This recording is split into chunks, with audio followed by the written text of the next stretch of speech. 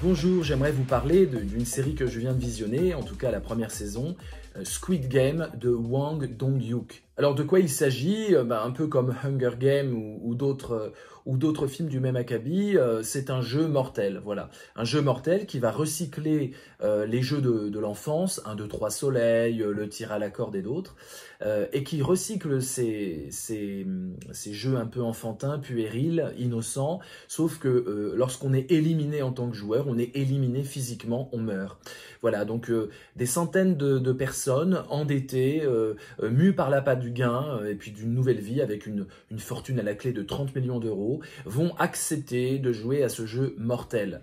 Alors comme ça, sur le papier, ça semble un peu connu, et même au niveau de la réalisation, il y a des choses qui nous rappellent Casa del Papel, avec ces individus qui sont encapuchonnés en rouge, voilà, le côté coercition, le côté confinement, le côté dortoir tout crade qui tranche avec les aires de jeu complètement colorées qui rappellent les bonbons de l'enfance et cette fantaisie.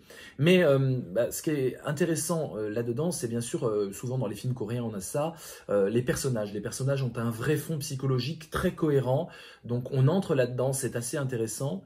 Au début, moi j'ai été très choqué parce qu'on a affaire en fait à un camp de concentration et même un camp d'extermination.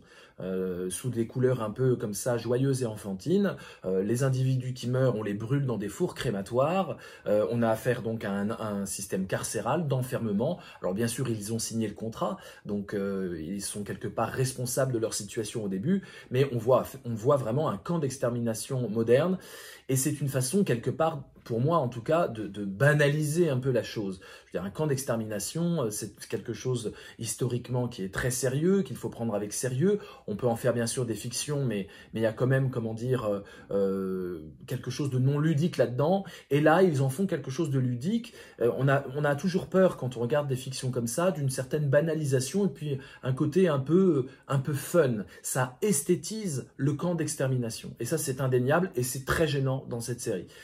Après, la conclusion, je ne vais pas spoiler, mais la conclusion me semble un peu cheap aussi au niveau philosophique et moral.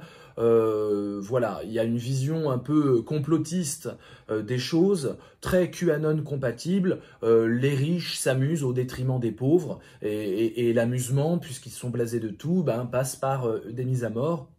Je trouve ça vraiment cheap. Ça m'a tout de même intéressé, d'abord, en fait, presque en termes sociologiques. C'est un succès mondial, ça va être presque une des premières séries Netflix. Tout le monde est complètement fan des acteurs qui sont tous excellents, ça, il n'y a pas de problème.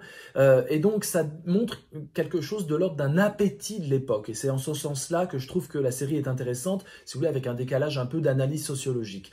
On a envie de voir ça. On a envie de voir une télé-réalité avec des mises à mort. Voilà, c'est l'époque qui veut ça. On a envie de pousser au bout, pousser à bout, c'est intéressant comme lapsus, le processus d'humiliation de ceux que l'on voit à la télévision. Et comment dire, l'horizon de toute humiliation, c'est une mise à mort. Hein.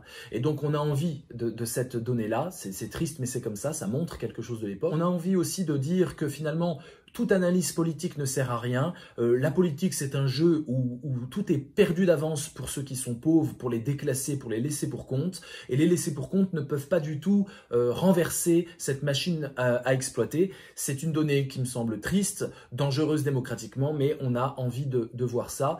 Et donc, ça montre un peu une certaine forme de désespérance politique de l'époque, où finalement tout n'est qu'un jeu, et où le pire, l'horreur, doit être esthétisé pour finalement devenir un spectacle attrayant. Ça interroge les spectateurs les plus philosophes sur leur attrait de voir ce genre de fiction. J'ai peur qu'il y ait peu de spectateurs philosophes face à leur écran pour ce genre de série. Voilà, à bientôt les amis.